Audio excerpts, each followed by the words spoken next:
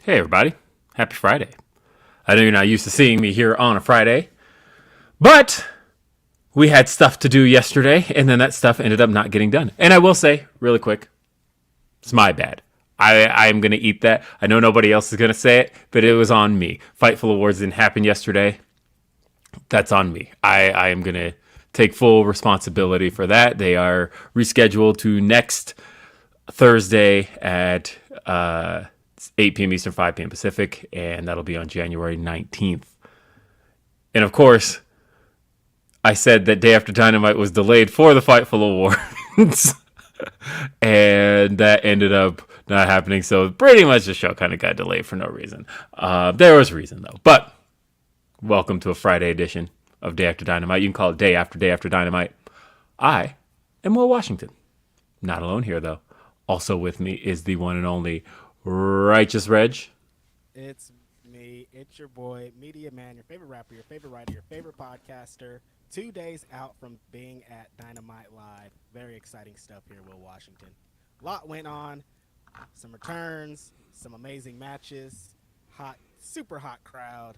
Los Angeles came to, I wasn't really surprised, but Los Angeles really came to play because they want to show. Los Angeles is always like, we have something to prove, so when you come, we're going to make sure you're going to come back because we showed you this time. Yeah, they're saying your mic is super low again, so I don't know. It might be the settings in, it might be the StreamYard setting, though, so check that as well, and raise the volume. I hate you. I want you guys to not be the worst. Yes. If you're listening, Mr. StreamYard, I hate you. It's just one person, just Mr. StreamYard. Fucking guy. All right. Yo, check. Rap. I'm a rapper. How's that? I don't know. I guess, folks, you have to tell us. Is he still low? I can't tell because I don't know where I am. Like, I can hear him, but he's the only person I have to hear. If Phil was here, if this were Grapsody, I could be like, okay, I have a baseline to compare him to. I don't have that right now. All I have is, let's see. And he says, Will is loud, Reg is low. What if I balance this out? What if I bring myself down? Because I'm at like 200. Criminy. So, all right. What if I bring myself? Okay, I brought myself down as well, so let's see if this at least balances things out. How about that, folks?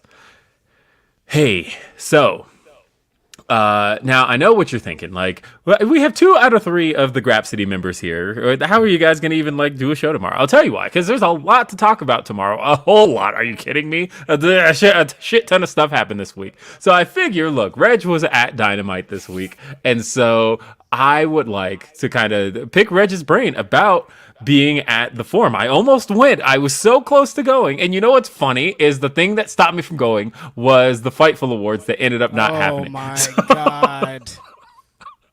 Jesus Christ.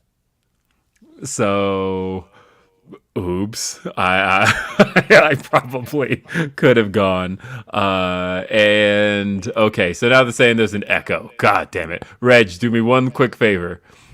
Click the echo cancellation in the audio settings, and then I think that'll set us up for How's success. That? Better? Much better. Yes, echo cancellation's off. All right. We're good. We're good. So I wanted to pick Reg's brain about this show, about being at the Forum. How was the drive down there?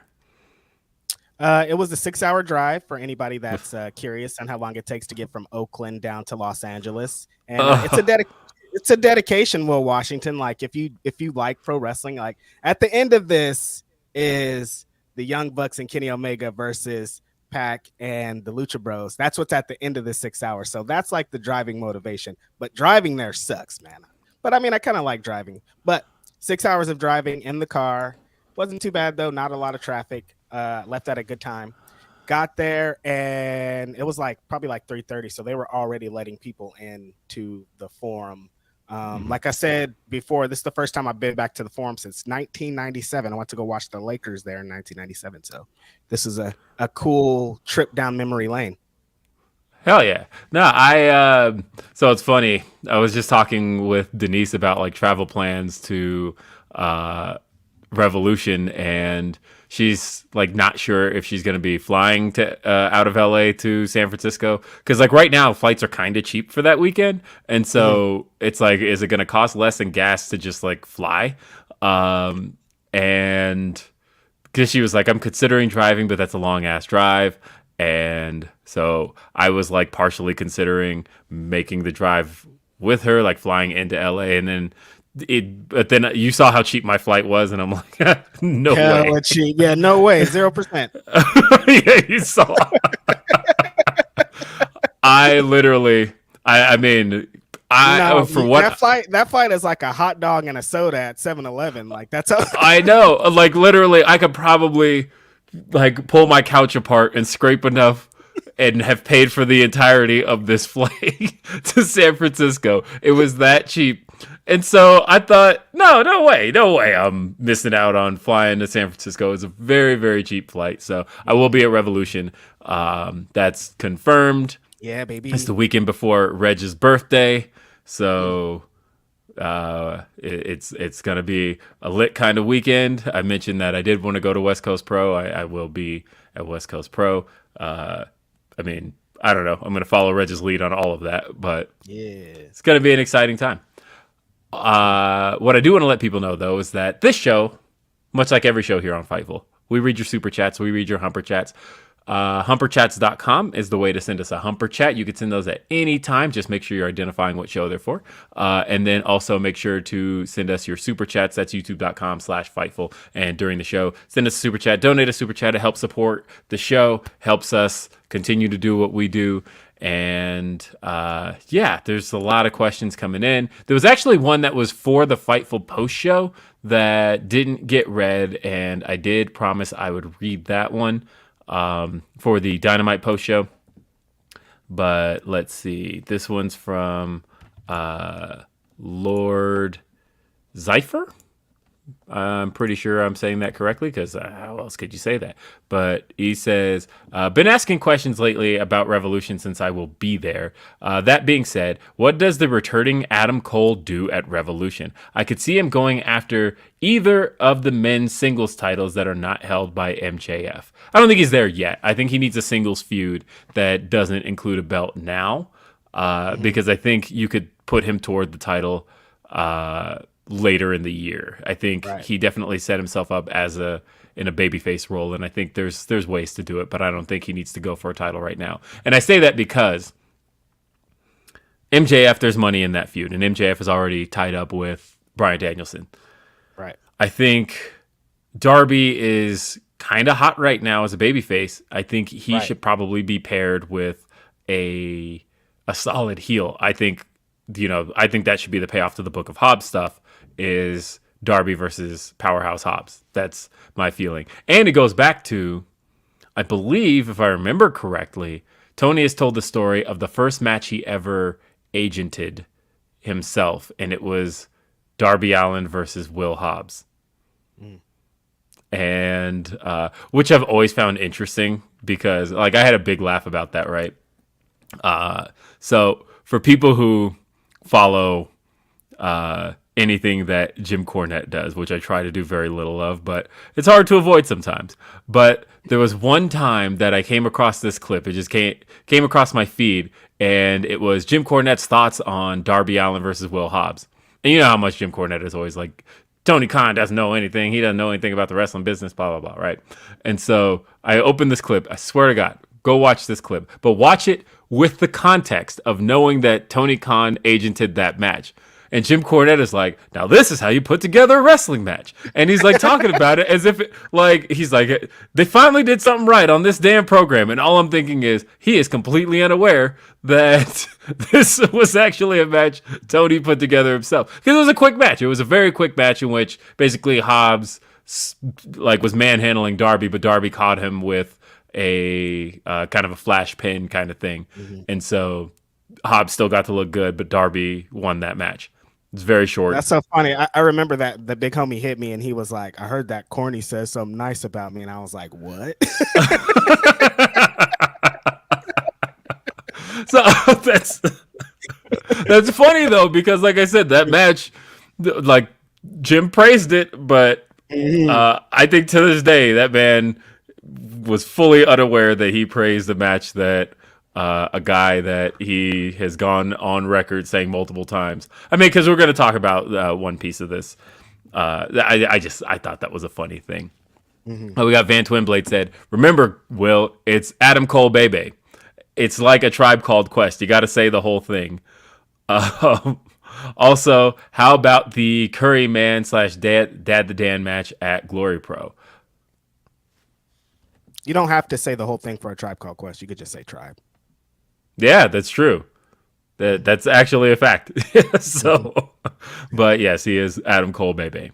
Luis says, how likely are AEW Women's Tag Championships by Double or Nothing? They seem to be pairing off now and setting the foundation for a division. I very much feel they're setting the foundation for a division.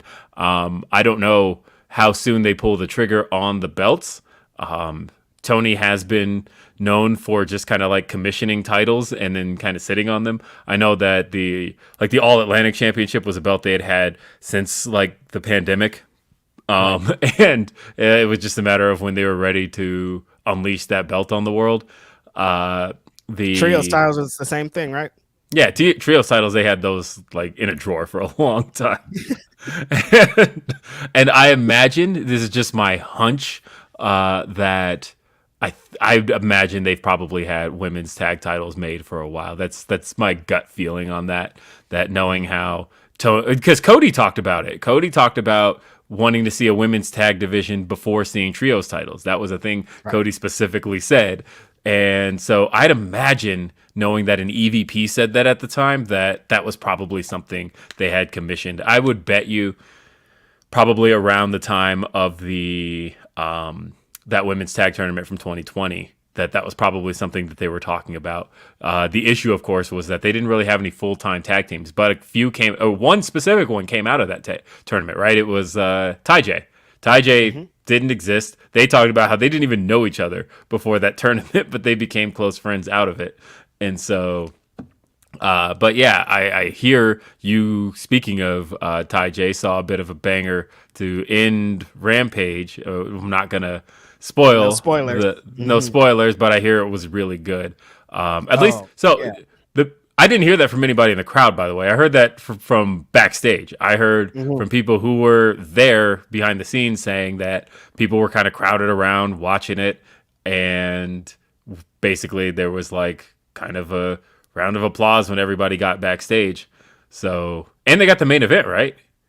The whole show, the entire show, was the last match of the whole show. Ruby had that like, I'm that person, I'm that wrestler performance here in this match. And also Ty is like, she gets caught up in Sammy Guevara bullshit a lot and often just because she's with him, but she can really fucking go when it's time to go. All these women did it. I don't want to spoil anything. You guys just watch it tonight. It's really good. Yeah, like I said, I've heard really good things about that main event, and the fact that they got to go last at the Forum is a big deal. Like, Ruby and Britt got the main event at Grand Slam, the first one, but that wasn't the main event for the night, right? Like, that was the main event for Dynamite, but if you were there, Rampage taped right after, so that was just, we had more matches after that. That was just the last thing people saw live.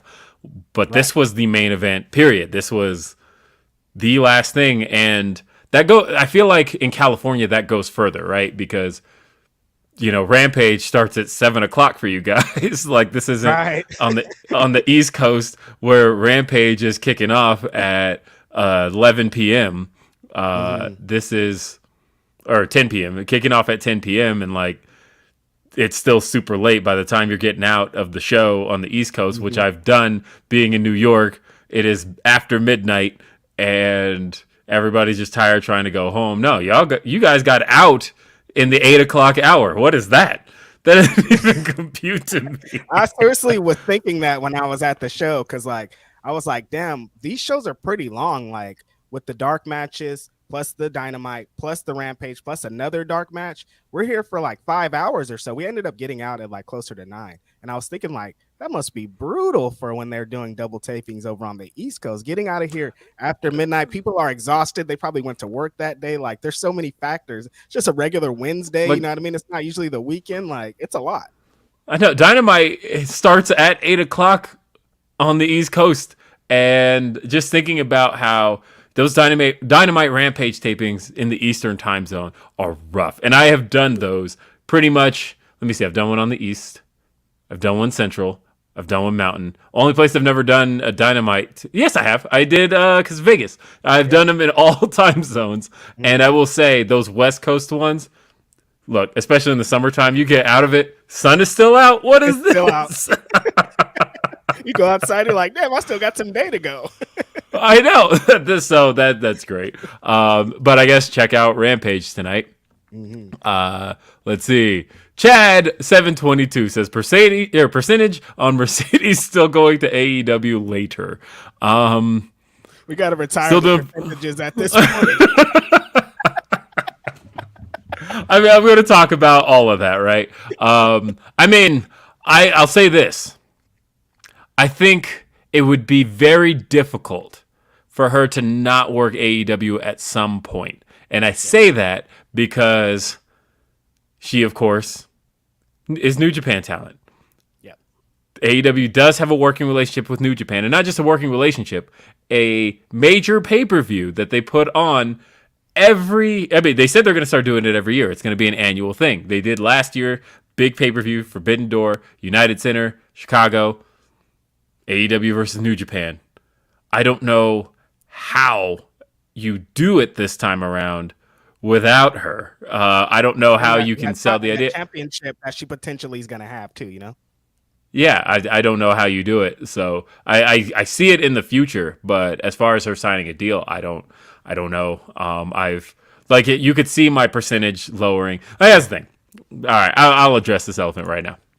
So my only regret in all the percentages was going 100. That was a mistake, right? Because my feeling at that point. Yeah, I was like, what gave you that thing inside you, like right before the show, to be like, it's 100? Was it just a feeling inside or something like that? Yeah, and that was a week ago, by the way, right? But I said after they picked Tony Storm, I was like, and it started to drop, right? And I said, I'm at about 60 right before the show. People were asking, and I was like, okay, I'm like 55. I'm still leaning toward it just because I'm like, I don't understand why you would drop the hints. Not just the hints. I don't even think the hint was the worst part, honestly. I think, because I keep seeing people going back to, well, why did you have Britt Baker drop the boss line? I don't think that was the worst part. To me, it was the lack of confidence in the Tony Storm pick. Do you remember how, like, they had Saraya like in an in-ring segment and like, my partner's going to be Tony Storm, and like really have some confidence in it and really sell the moment, I think that would have gone further. But the way they did it, of having this kind of awkward backstage segment of Saraya turning away from Sheeta and going, it's Tony Storm, I pick you. And then doing a close-up zoom in on Renee Paquette's face, and Renee goes, what? And then doing a close-up on Sheeta's face, and Sheeta's like, what the fuck? And so I feel like they didn't necessarily put a whole lot of confidence in Tony Storm as a pick. And so that's where I felt like, okay, you haven't even like put a whole lot behind this being a certainty in the match. And I think that was leading me toward, coming out of Dynamite, I was feeling like, okay, something is telling me that this is like a bait and switch. It's got to be. And then coming out of Rampage, that's where I was like, well, they didn't address that at all. And then I watched Road 2, and Road 2 is like, yeah, it's Tony Storm. All the graphics are like, yeah, it's Tony Storm. There's literally no question. It's Tony Storm. And that's where I'm like, okay, I no longer feel like it's changing. I think it's Tony Storm. And, but I have a lot of questions about. So me and Sean was on the show last week, and Sean talked about how he felt like this is a gigantic self-inflicted wound if it's not Mercedes, because there were multiple places to shut that down. there are multiple places to kind of instill the confidence in the idea that it's just going to be somebody on the roster. That, Mhm. again, managing expectations. We had Tony Khan on in the interview. Literally, Phil led off with not being in the business of disappointing people before he asked that question. Right. So I still have questions about whether or not what we saw Wednesday was the actual plan. Let me tell you how fucked up this whole thing is, Will Washington. I don't remember the finish of the match because I was so still because I was so focused, and all of us were focused on, is she coming? This match is going to be over, then she's going to come, right? I don't remember the finish of the match, and that's fucked up for the four of those women, especially Tony Storm, who Five, because it carried actually involved Sheeta. Because Sheeta also. Sheeta Yeah, yeah, taught. yeah. Yeah, because Sheeta tossed in the kendo stick, and then Britt ends up grabbing it and clocking Tony Storm with it. Right, right. Yeah. So Tony Storm, who carried your women's division for a long time and for everything, including what you're saying, Will Washington, to get to that is very unfortunate. And then, yeah, they blanked. It was the craziest coincidence of all time. Right after the match is over, they turn off all the lights. And we're all like, yeah. And then it's just for like 3 seconds. And then they turn it back on to a promo. And we're like, no. Oh, yeah. Awful timing, awkward all around. Very awkward. Yeah. So either way, look, I admitted that. First off, with the admission comes the fact that, because I see people dunking on it like, hey, you can't trust these wrestling media people, you can't trust these wrestling insiders, blah blah blah. I could have sworn I said multiple times I had no inside information on that. That everything I was saying was based on reading the tea leaves and just the kind of intuition on it all. I thought, again, I did hear from somebody in the company, but what I said on that was that the person told me back in December that I don't see Tony Khan booking a match a month and some change out. He said 5 weeks out. I don't see Tony Khan booking a match 5 weeks out without having something up his sleeve. And that was what I was told back then. That was it. That was all I ever got on that. That person didn't know either, but they felt like, nah, you don't book a match 5 weeks out without there being some kind of surprise or some kind of plan for that. And look, some people still kind of feel that way. Some people are, a lot of people were pointing out, I see it all over Twitter today, Tony Storm kind of boo-boo facing her entrance. And I don't know what that was about. My feeling on it is probably that she kind of knew, like, all right, I'm being sent to the wolves now. Here we go. But I think Wrestle Kingdom is what changed everything. Her coming out and then them immediately announcing that she's going to be the main event of this show in February, that they sold out. They sold out of the show. Everybody's super into it. New Japan was probably like, yo, we want the first Mercedes match in America. We want the first full match out of WWE. We want them rights. We don't want you guys to just have a little, what they might consider a throwaway tag match on Dynamite. You know what I mean? Like, we want all the rights to Mercedes because we got the property first. So if anything goes wrong, we get the first everything. That's what I think happened. But I mean, it could honestly be anything. Could be the stories that we're hearing of Mercedes not, like, she's worth a lot of money, man. Like, they could also, as crazy as it sounds, feel like that she's not worth the money that she's offering, that she's wants. Right. You know? Danny says, maybe Mercedes isn't interested in working for a company that treats its women's division worse than the one she walked out on. One match a week, not to mention working for TK after how he treated Swole. So again, talk to people in that division as far as that's concerned, because I don't think they necessarily agree with all of that. I think that, look, the one match a week thing we asked Tony about, and I do find that interesting because I think that there's a way to strike a balance with that, because to me, I would go for if I were booking 2 women's matches at least, I'd kind of go for one kind of shorter one, almost just like a showcase, either a sprint or a squash, and one like longer match. And the reason I say that is because proportionately, you've got to make up. I mean, it's got to be proportionate for time, right? That ultimately AEW doesn't have as big of a women's roster as it has men's. Like, it's not even close. And so, just proportionately based on the wrestlers you have,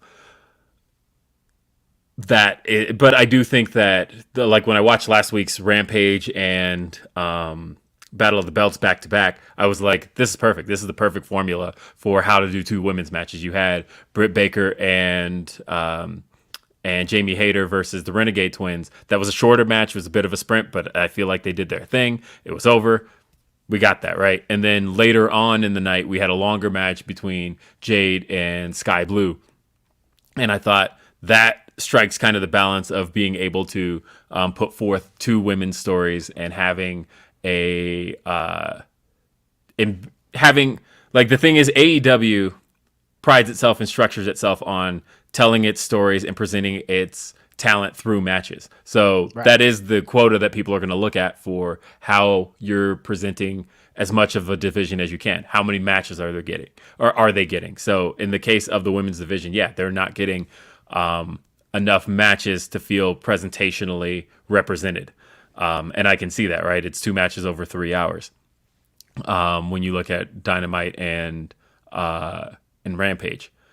Mm-hmm. So, yeah, I don't know.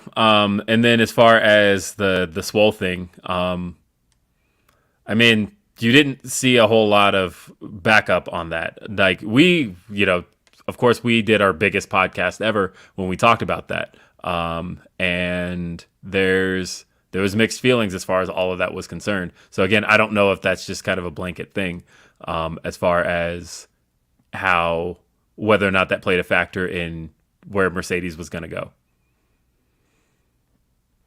Yeah. Ridiculous. Yeah. And AEW's women's division is good. They just, I hate that people say the division is bad. It's not bad. It's just they don't get enough time. That's pretty much it. Because when you watch the matches, they're all good. Like, it's not about, like, we have to separate it's not good between that and they don't get enough time, because it's really about them not getting enough time, because it's all good. They have great wrestlers. Athena's killing it. I want to see Athena and Jamie Hayter wrestle so bad. That shit would be amazing. That's like my dream match right now. You know what I mean? Right. And yeah, I think that as the division continues to build, and that, what's interesting, last year there were a lot of signings, and granted, I think some good ones did come out of the WWE releases, right? Like, you got Swerve out of that, you got Keith Lee out of that. But as I look at the landscape of AEW right now, the best signings that Tony was able to pull last year, the ones that he got the most out of, to me, were the independent signings. The ones that, and I do think that's really interesting, right? Like, signing Takeshita, I think, has gone a long way for him. Even signing Danhausen has gone a long way. Signing Willow Nightingale has gone a long way.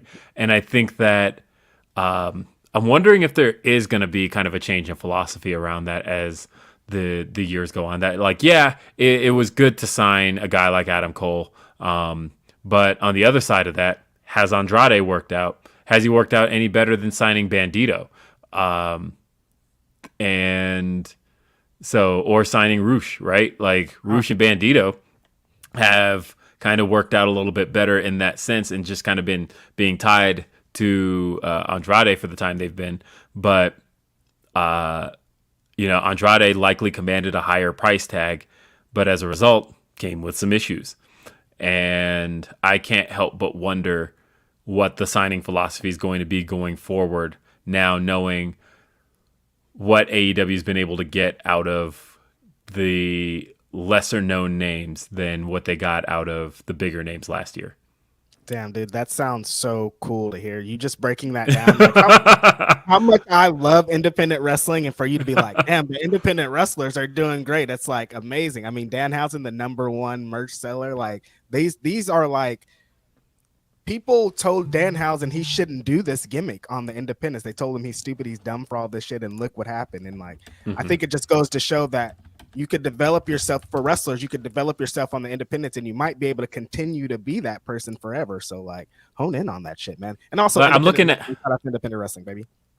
Yeah, I'm looking at everybody they signed last year because I see, of course, they signed because like Jeff Hardy didn't really work out. Buddy Matthews almost walked. Samoa Joe worked out for sure, but like I feel like they're getting some mileage out of AR Fox, right? Like there's there's mileage coming from AR Fox. They got a moment out of Action Andretti in signing him. Mm-hmm. And that's right. Wheeler Yuta was technically officially All Elite just last year. Yeah. Whereas like a William Regal, you got a good story out of him for sure. You got a faction out of it, but he went back. And so I don't know. It is interesting, right? That I wonder, some were even saying last year, there was a lot of talk about how Brody King ended up being kind of the one they got the most use out of the House of Black in all of the signings. They've gotten to do Brody King versus Darby and Brody King versus Moxley and all that stuff. And it's like, and Brody King was the one of the three that wasn't over there. Yep. It's kind of interesting, right? Like, I do think that this last year has been kind of telling as far as and as far as what that's about. I don't know. I don't know what the exact cause of that kind of is. There were some people, the Observer talked about how there's a little bit of an attitude with WWE signees that they kind of feel like, hey, I've been to the big dance, so right. I know a lot more than you guys do, and I don't know. It's an interesting time. I'll say that. Another story to talk about, speaking of which, and this is a story that this isn't happening. All right. But this is so silly. We'll watch it. EVP of Talent Relations, Head of Creative says, how soon until WWE is All Elite? Come on. Yeah, come on, man. Come on, man. There's no chance that shit is happening.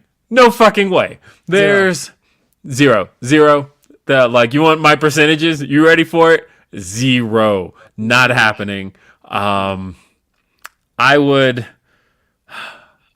don't know. It needs to be something that I'm like halfway willing to do.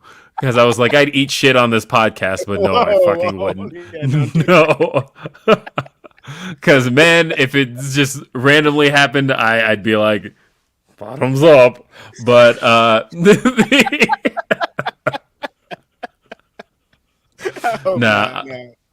no, honestly, I just realized somebody left Satnam Singh off the list. I guess he signed in 2021. He just didn't debut till 2022. That's right. But anyway, so look, it's not happening. There's a number of reasons why I don't believe it's happening. Like, obviously, I do a show where I review All Elite Wrestling, and I know people in All Elite Wrestling, and I think what AEW has been able to accomplish these last few years is remarkable. And of the shows I watch, and I watch a lot of pro wrestling. I've been watching a lot of pro wrestling for the last 35 years. I will say, Dynamite is the show that, by the end of it, I'm still the most satisfied with. And that's why I do this show here.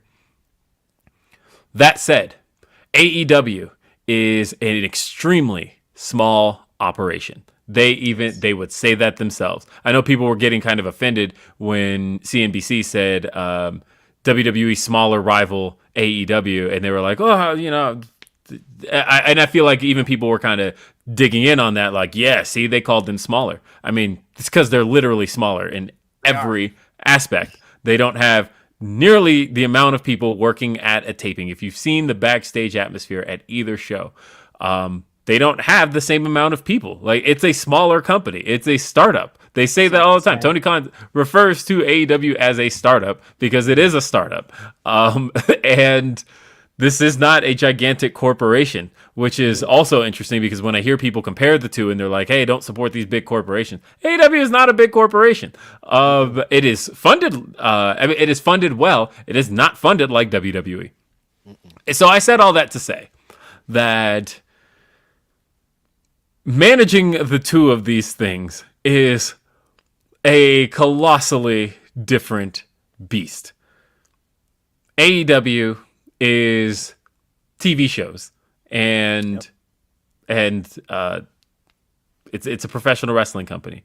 WWE is a sports entertainment mega company, and I don't mean that in the like corporate sense of like using their jargon. I mean like their toes are in a lot of different pools, and it is a massive company. This like because I've seen people say like, oh, I would love to see both companies under Tony Khan, and it's like, well, again, we're not talking about the same thing. Like I one day I'm sure AEW would hope to be a bigger company. I don't think they want to go to the level WWE eventually got to, where it was almost like too big to manage itself.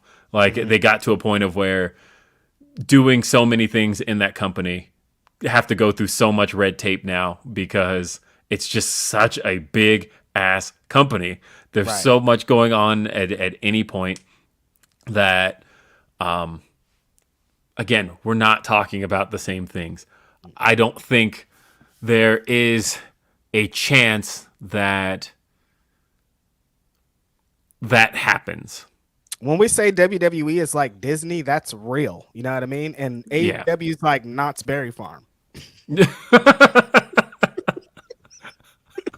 Knott's Berry Farm can't buy Disney, dude. It's like Knott's Berry Farm's probably getting money and they're doing it, but they can't buy Disney, dude. It's different. Two And look, different things. honestly, other than like some of the fights you see on TikTok and shit, which I guess is fitting, actually.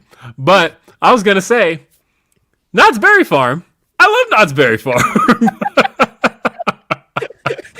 like, I think like Knott's when Berry it, Farm is the black people's when they couldn't afford to go to Disneyland, you go to fucking Knott's Berry Farm. That's what it is. yeah, that's honestly.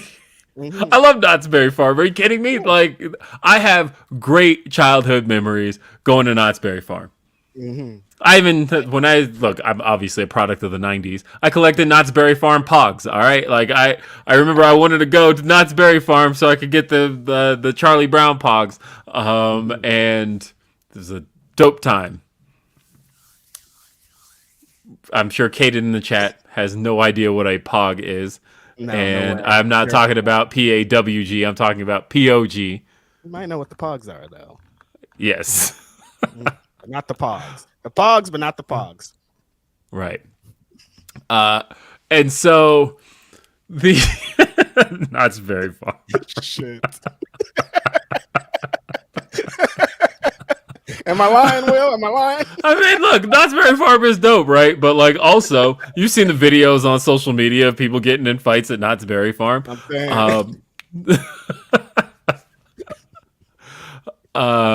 So anyway, I don't think it's happening. As far as who I think is going to buy WWE, I know the Saudi story got shut down. There's a piece of me that believes there's smoke to that fire, and there's little pieces of evidence that are pointing to the fact that it is highly in consideration. I don't think it was as much of a false story this week as much as people jumped the gun on it being a done deal. There's no way it was going to be done that fast. But And like Stephanie McMahon, like that's probably like the biggest. Like, whoa, that's weird. yeah, and I had like again, like shout out to everybody who posted about that. I checked the feed. I refrained. I was like, you know what?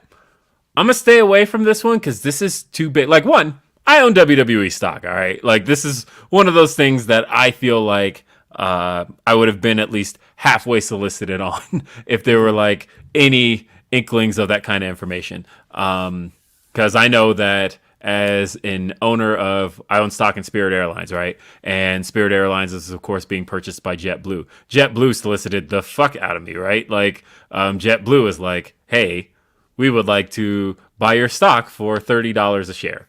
And I thought, damn, I paid $12 for this. Fuck yes.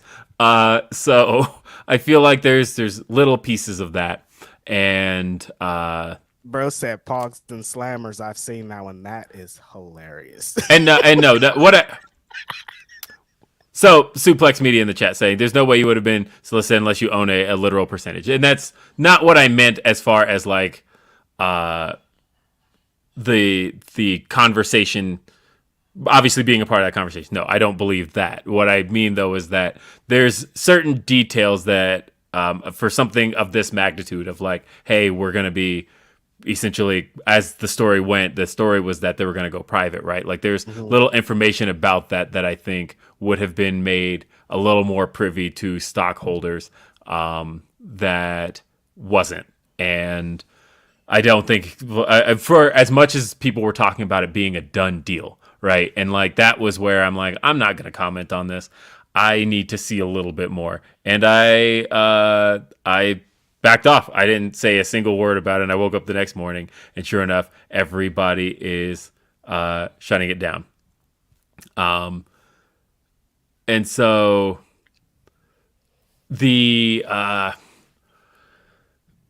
but that's not to say that I don't believe there's smoke to that fire. I think that that's definitely at least a conversation that's been had. But I think that people jumped the gun on getting that out there.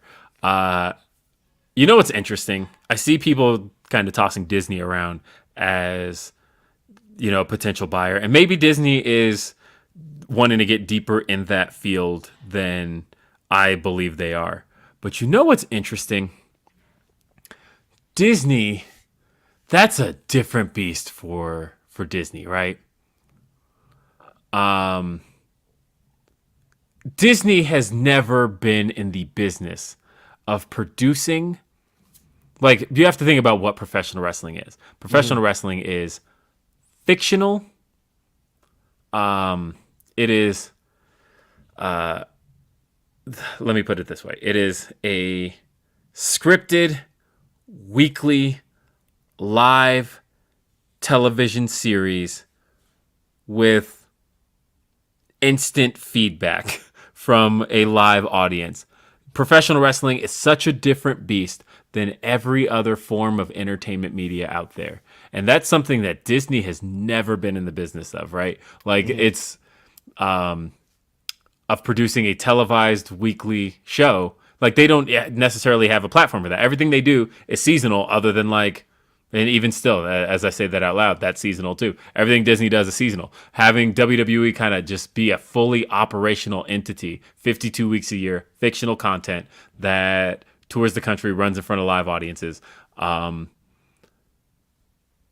It'd be interesting to know if Disney was interested in getting into that field because nothing else Disney does touches that. Like Disney buying Star Wars, right? Like that's in their wheelhouse. So, producing a couple Star Wars TV shows, movies a year, that was in their wheelhouse. Buying Marvel was one of those moves of, look, Disney is the company that's associated with princesses, and we need to get out of that realm.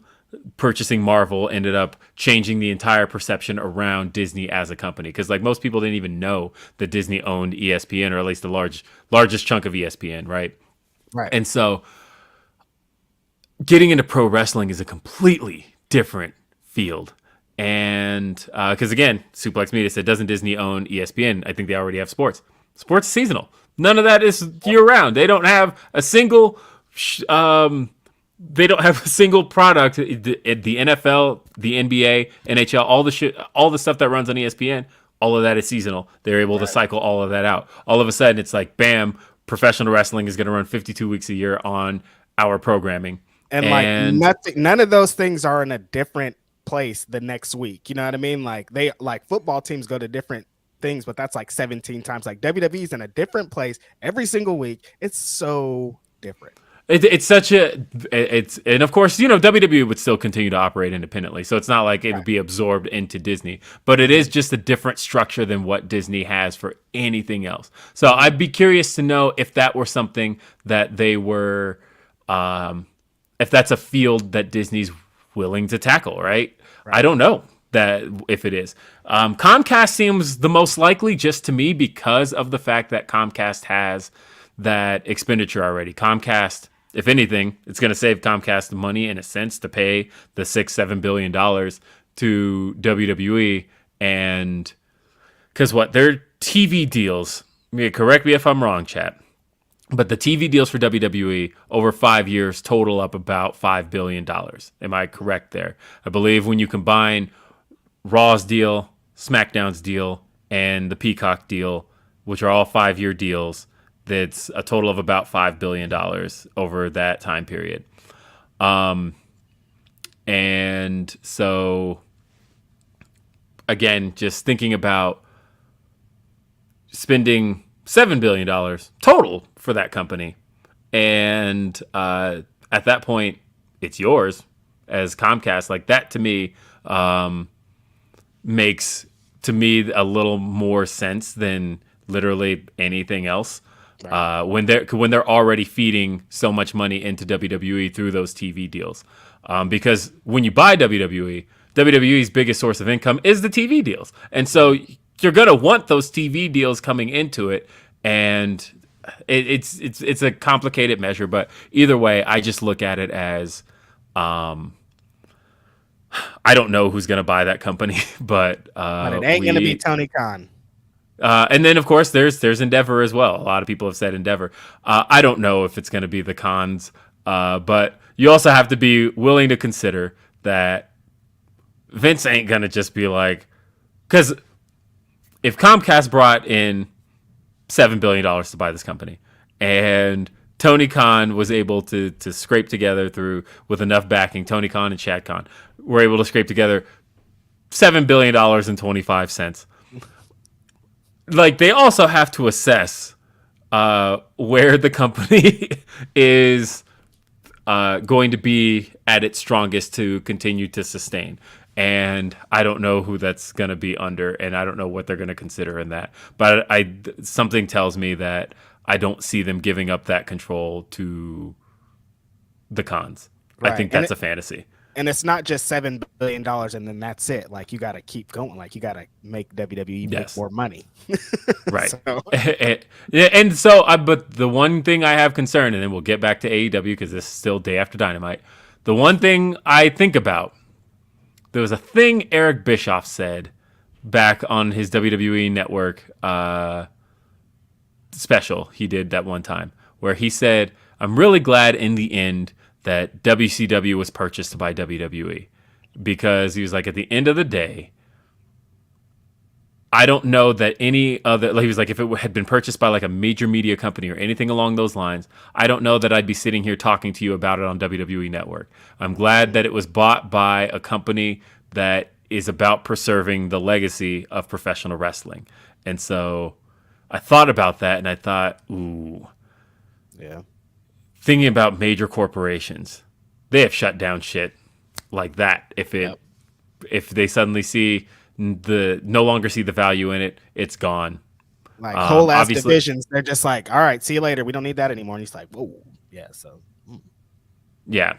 And I thought about like, I've mentioned on Grapsody before, I'm a big G4 fan. I was a big Tech TV fan, more than G4 and Tech TV. And of course, Comcast bought Tech TV, merged it with G4, ran it for a few years, and then we're like, actually, it's done.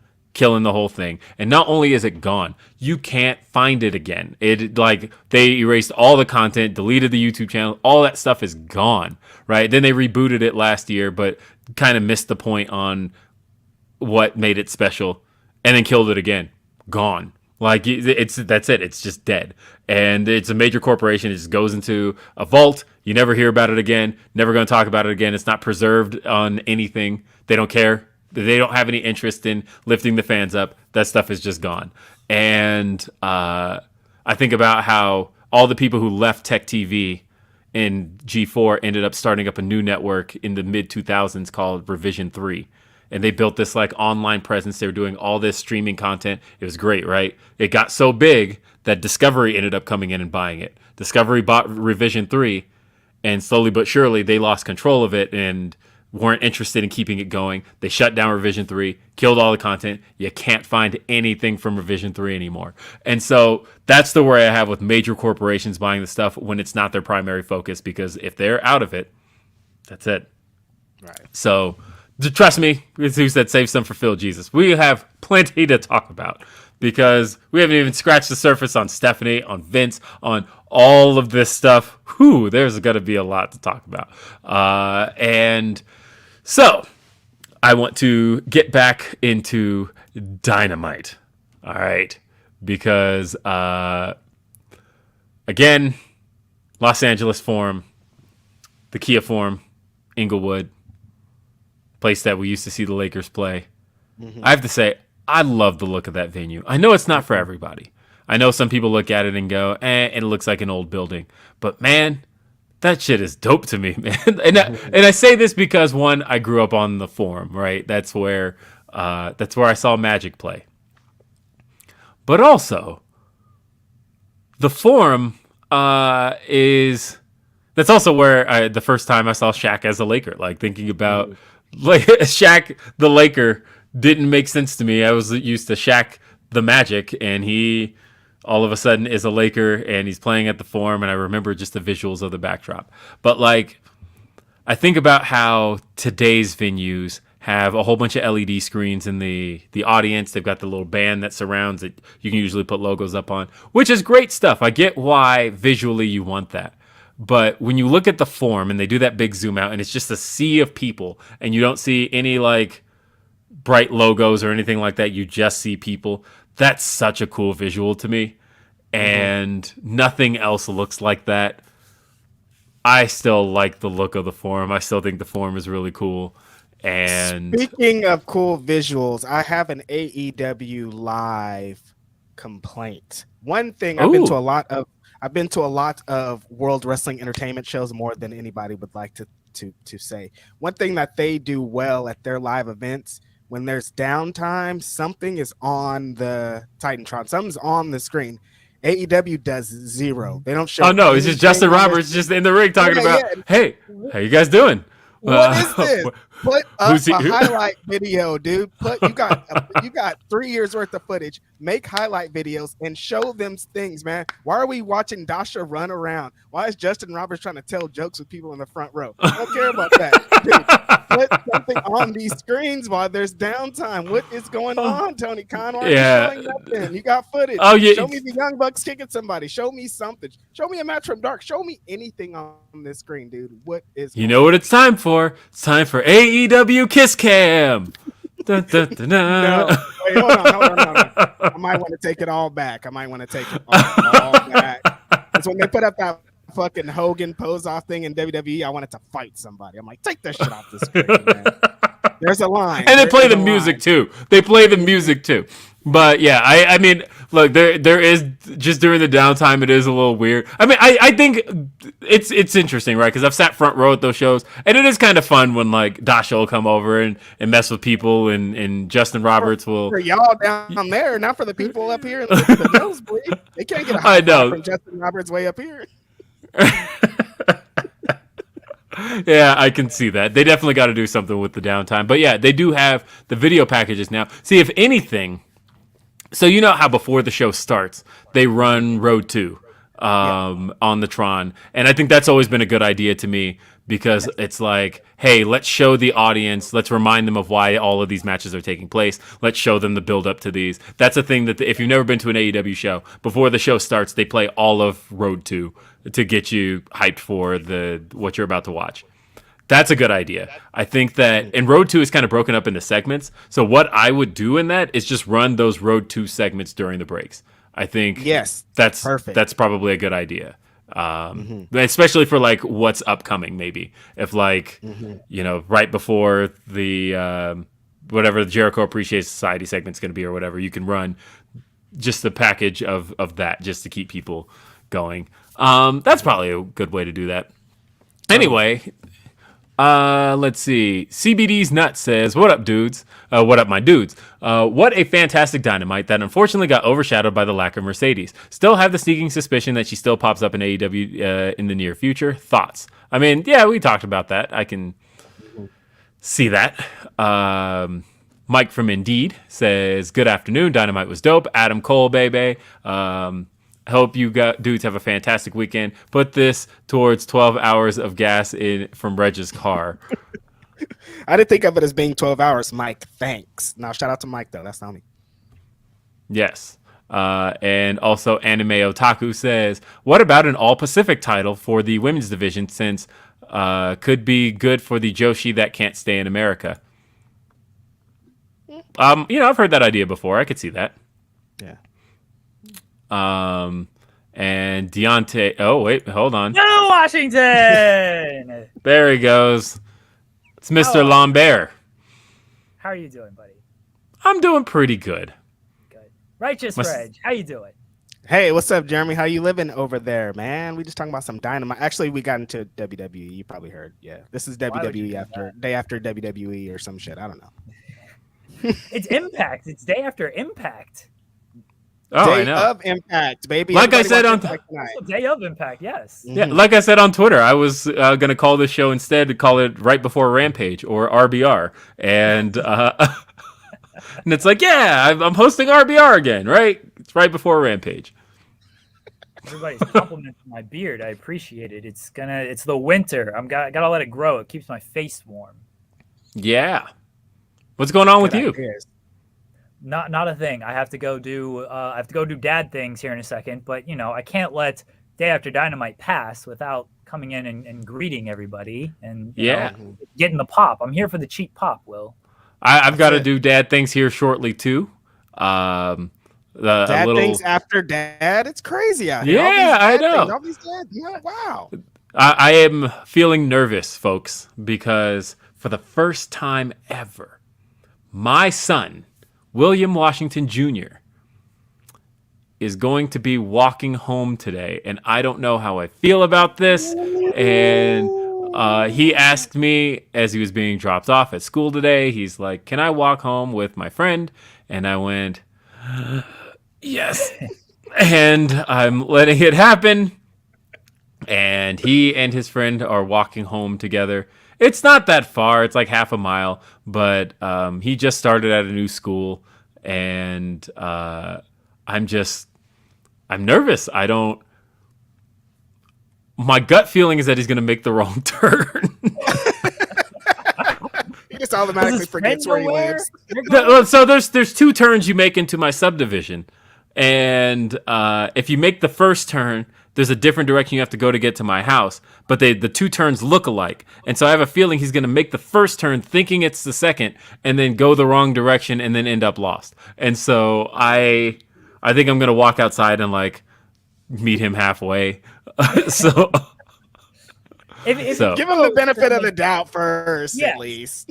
He don't have a cell phone. If he did, that'd be different. But like, Well, if it's close and he makes a wrong turn and goes you can just step outside and like yell really loud, and maybe he will hear your voice, and then he can start traveling. Oh, for sure. Like, I mean, his school is so close. I said his school is half a mile away. Literally, if I step outside, I can hear his school bell ring every day. So like, it's not that far, but it'll take time. Anyway, I'm not used to this, and I'm nervous. I didn't let my daughter walk home till the 5th grade, but she went to a different school.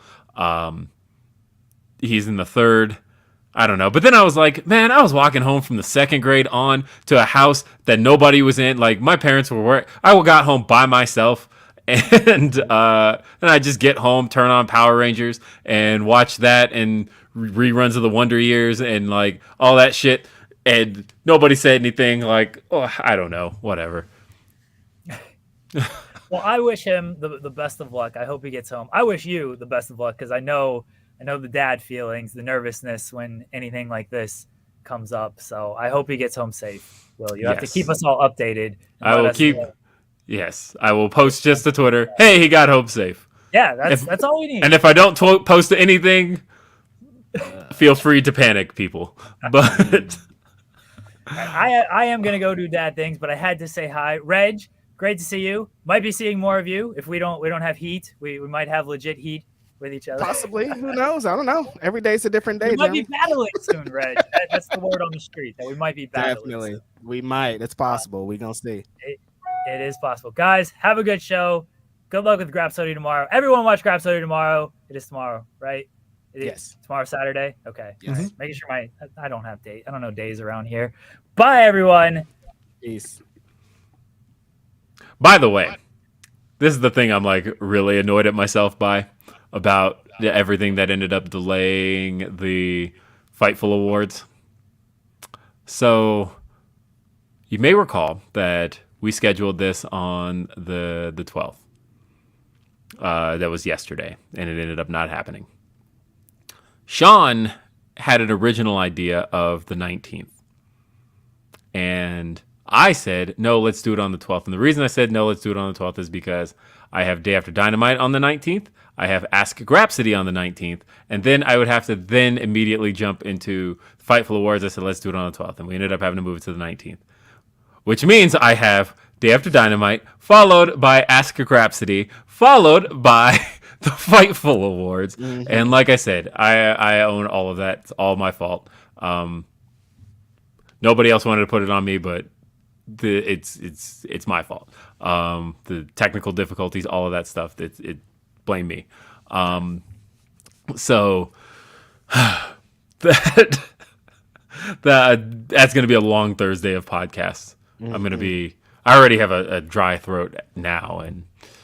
But Deontay says, Adam Cole, baby. Jay White versus Adam Cole for Forbidden Door is a must. Good to see the boys as always. Great Dynamite. Today is sweet as honey right now. Much love, fam. Very excited for the next few weeks. That would be a good one, depending on what's going to happen with Jay White, because there's lots of rumors floating around.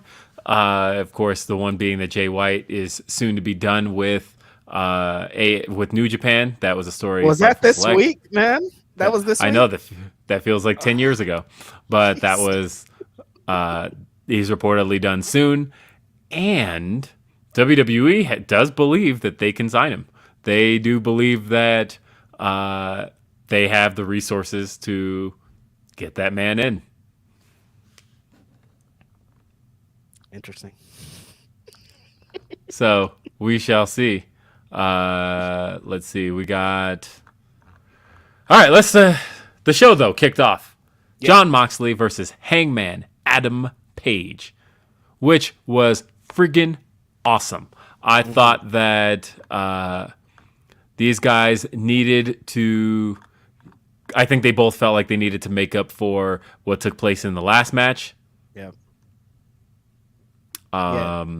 Big pop for both of these boys. Moxley got a big pop, and I was like, damn, that was huge. But then Hangman got a fucking monstrous pop. I was like, well, they really, really love Hangman. And a friend brought up a great point. She was like, Hangman like leaves. Like we always miss Hangman because like due to sometimes it's unfortunate with injuries or other times he's like, being a dad. And so we miss him. So when he comes back, it's like, yeah, he's back. And this was another one of those times of like people have been craving Hangman. He came back and the crowd was like, yo, what's up? It's Hangman. He's back in the building. And these guys really did. I mean, I think they knew what was coming for the rest of the night. And they were like, we're about to kick this off and show them that we are two of the MVPs of AEW. And they totally did it here. Yeah. I was thinking about one quick thing, and I'm trying to pull it up now. Let's see. Because one thing that I think they were really good about for hitting the form twice in the span of a year was that a lot of guys who were on the last show weren't on this one. They gave that crowd a very different set of people. Like, the last show had CM Punk and FTR versus Max Caster and the Gun Club. Mm-hmm. None of those guys wrestled on Dynamite this week. Right. Miro versus Johnny Elite. Again, neither. Hikuleo and the Undisputed Elite. So you did get to see Matt and Nick Jackson. They did wrestle. And let's see. You did get to see Darby Allin. He was versus Christian, Darby Allin, Matt Hardy, and Jurassic Express. You saw Jungle Boy and Darby Allin, but rest of those guys, no. Wardlow versus JD Drake. Again, no Wardlow. Wow. Or JD Drake. And you did see Tony Storm. You see Britt Baker and Jamie Hayter. And then Jon Moxley versus Daniel Garcia. Daniel Garcia didn't wrestle. So it was a lot of different guys from the last time. And Moxley versus Hangman. Like, Hangman was not a guy you guys got to see last time. Or you weren't at the show. But that the forum got to see. So, yeah, it was a big pop for him. And I think that there was this idea in the arena that they wanted to see Hangman get this victory. Mm-hmm. And I remember feeling the whole time like there's only a handful of people in AEW that I believe should ever be positioned to beat Jon Moxley. Right. I tweeted, Jon Moxley has only been pinned clean one time in AEW, and that was against CM Punk at All Out, which is probably something you'll never see again. And it's definitely not talked about. Although, I've heard from people that that's a match that they thought was really good, and it's a shame that it's not talked about anymore. But thinking about that match and how that was Jon Moxley's first clean loss in AEW. Like, yeah, he lost to Archer in the Texas Death Match, but like, I mean, that's a fucking death match, right? And he wasn't pinned. That was a last man standing rules. But I thought if there's anybody else I could see on that roster who could pin Jon Moxley clean, it is Hangman Adam Page. Yep. This match was great from top to bottom. They really gave it to each other. And in the end, Hangman Adam Page won. He is the guy who beat Jon Moxley. He got to pin him clean. After the match was over, they ran a concussion angle. Yeah. I know some people aren't feeling great about that. I didn't like it. I didn't. I hated it, kind of, honestly. I don't think. I'll tell you why I don't mind it. One, it's time for Jon Moxley to finally get some time off. That man has been working consistently since January of 2022. And he was supposed to take a vacation after All Out. He didn't get to take his vacation. It's time for that man to take his vacation. So he has a storyline out. I also, when you think about the fact that it was a lariat that took out Hangman, mm-hmm. and Hangman's finisher in itself is a lariat, I got what they were going for, and that the idea should be that, look, if a lariat is what took out the guy who does a lariat, what does a lariat do to that guy? To the other guy, right? Like, so I get kind of the idea that it was supposed to be that the buckshot lariat did to Moxley what Moxley's lariat did to Hangman. And we have heard a couple of stories about the buckshot lariat really rocking some of these guys in real life. So, I mean, yeah. Mm-hmm. And so, yeah, I got the story they were going for there, that they were trying to tell. I saw somebody point out that maybe it wasn't the best idea to run that back-to-back with the return of a guy from a concussion who's about to talk about his real-life concussions. Also, who knew that? Because if you saw the run sheet, the very run sheet that that Excalibur referenced on commentary, I saw the run sheet, and it did just say TBD. It did not. They did not tell anybody what this segment was going to be. Nobody knew. Commentary did not know on their sheet that they were about to see a an Adam Cole promo, and a lot of people weren't aware he was even there till he walked by them backstage, coming out for his promo. He stayed hidden till it was time, and then as soon as it was time for his entrance, he starts walking past people, and they're like, wait, what? Mm-hmm. Adam Cole is here. And I liked Tony Schiavone in the ring. He says, I take no pleasure in introducing this next man. You know what's all about that boom. Mm-hmm. Shit was dope. I was monstrous. Very happy. Monster. I mean, Hangman got a pop, but this Adam Cole pop was crazy. Yeah, we're going to keep doing that the rest of the show, I'm sure. That was a pop. They came unglued. You know what I thought about? I was going to post this to Twitter, but then I knew I'd get a whole bunch of people in my mentions. And so this is one of those save for Day After Dynamite things where nobody cares, right? But I was going to say that, do you remember when Adam Cole had that really sad entrance in WWE where he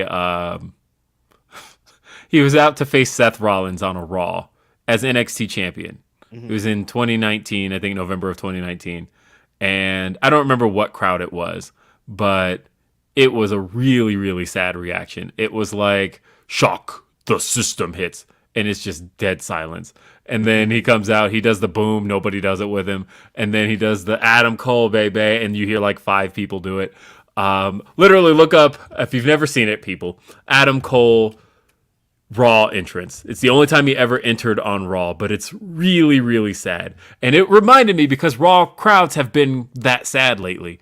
And so I just thought, as soon as he got this reaction, crowd's going nuts, and they're singing the theme song, and he gets on the ring apron, and he does the boom. It's super loud, and his Adam Cole baby is like just off the charts loud. I'm curious though, what city was that? I need to know. It's gonna drive me nuts if I know. I usually don't get into the Adam Cole shenanigans and the booms and all that shit because that's not really me. But this time on Wednesday, I was all in on all that shit. Yeah, I was. This return was people have been waiting for it. That was Nassau Coliseum. That was in. That was on Long Island, New York. That crowd didn't give Adam Cole a reaction. Interesting.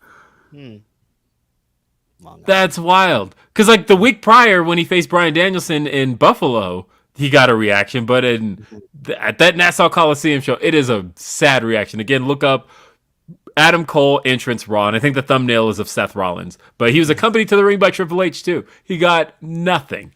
And so I always think about that entrance every single time I see Adam Cole enter in front of a big crowd. And everybody's doing his whole shtick.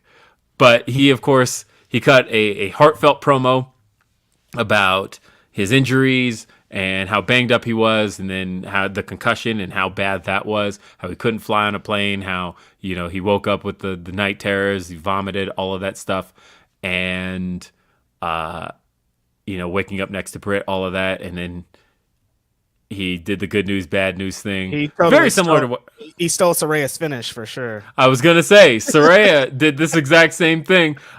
But you know what? It's a case of, when somebody steals a finish and does it better. He,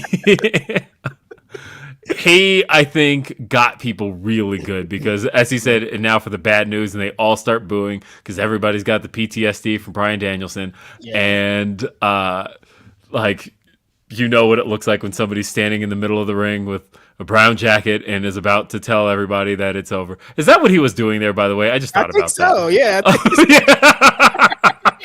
now that I think why is that just now hitting me?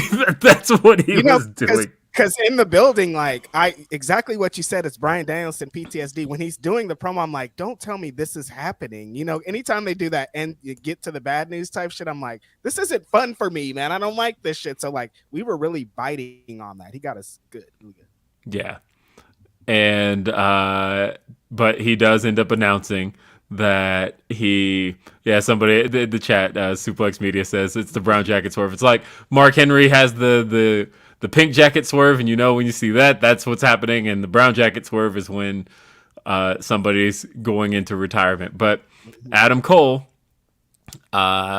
he says that he's back, and it was a promo with some fire. Now, granted, he did come out of the left side. He still entered as a heel.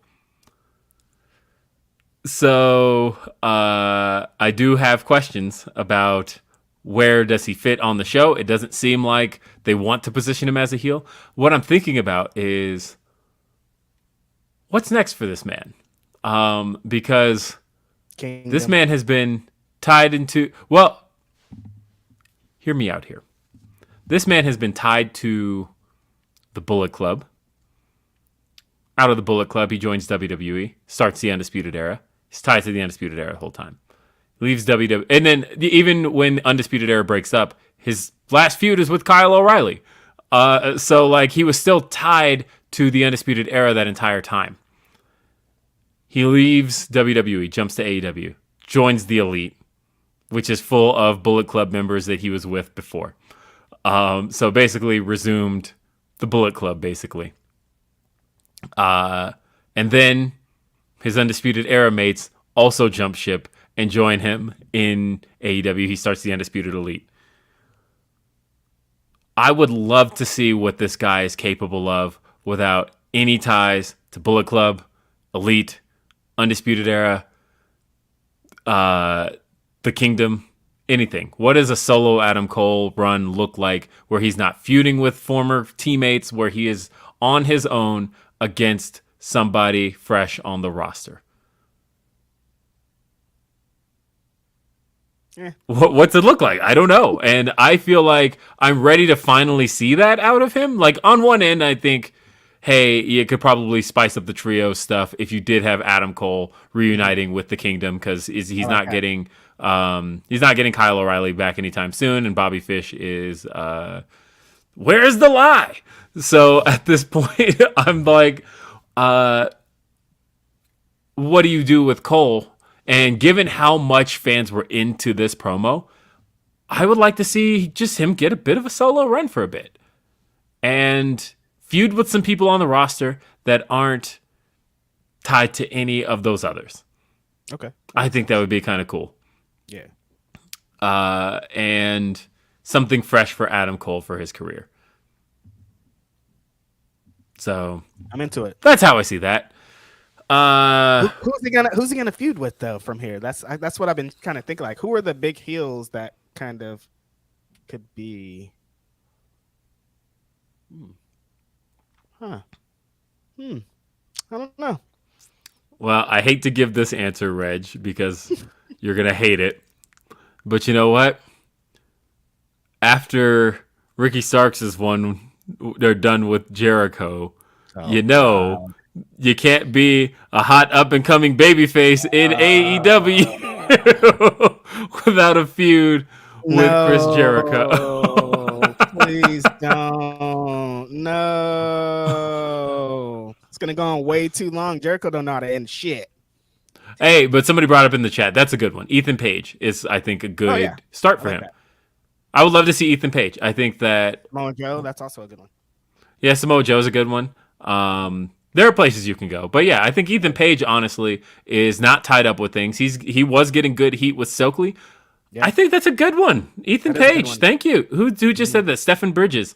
I think that that's a good one. Roosh is another one I'm seeing people mention. That's a good one. There are places you can go that you can get some dope matches out of Adam Cole with. So, yeah, there's options, actually. There's options for him to have a good singles feud. I'm seeing Miro brought up.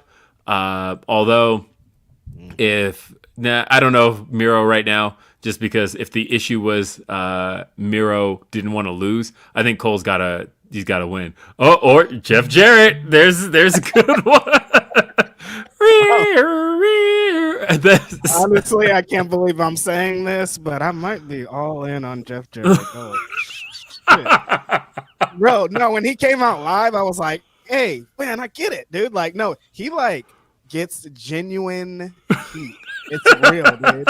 Like, it's like I don't know what it is. I don't know how he does it. I don't know how he finessed the game for so long, but it's something about that Double J, man. He just really gives it up. Yeah.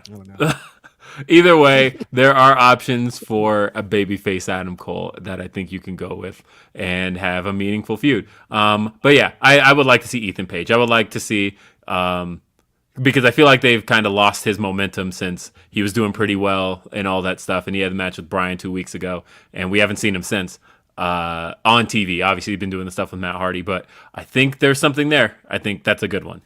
Stick with Ethan Page. Yep, Tony Khan, if you're watching, Ethan Page. So then we had tag match that saw the team of Jungle Hook taking on Lee Moriarty and Big Bill. I know some people are kind of down on the name Big Bill. Mm-hmm. I think it's a better name than W. Morrissey, and I say that as a guy whose name starts with W, and it's never... Because W is 3 syllables, it's never the shorter way to go for anybody's name, unless your name is 3 syllables. But even still, it's more complicated to say. I think he could probably keep Morrissey, though. Like, I think there's a mix. Like, if he just went by Big Bill Morrissey, I think that's not bad. Bill Morrissey sounds much better than W. Morrissey. W. Morrissey just doesn't sound good. Yeah, I don't like that name. I think, honestly... Like, I would go with Big Bill Morrissey, and that's where I would go with it. Either way, so the big pop of this match was, of course, Hook hitting T-Bone. hitting a T-bone on. Yeah. It looked great. It looked did. great. Like the look on Morrissey's face looked good. I liked it. The tease and everything, like like it was I didn't think like just like a regular T-bone suplex would garner that reaction, but you know, people love Hook. They want to see him slam people, and to see him slam a big old fool like Big Bill was perfect. I would love to see the minutes by minutes on this show, because I did look at the quarter hours for Dynamite, and I thought that it looks like this quarter did really well for the show. And I'm curious, I need to know minute by minute. Was it because of this match, or was it something else that happened in the quarter? But either way, this was a good quarter for the show. And JD and Hook, man, you know the demo's gonna go up when them boys on TV. Yeah, I'm wondering if that's what it was. I'll be perfectly honest here. These are on TV.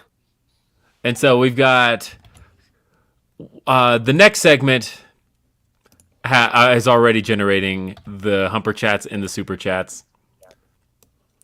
It was. I forgot. No, we gotta talk about it. We gotta talk about this. All right, so because a lot of people are feeling a certain way about certain things out of MJF's title run. So, because we got this Humper chat, Pablo says, "I bet Jericho set up the Ken Jeong email cameo with MJF."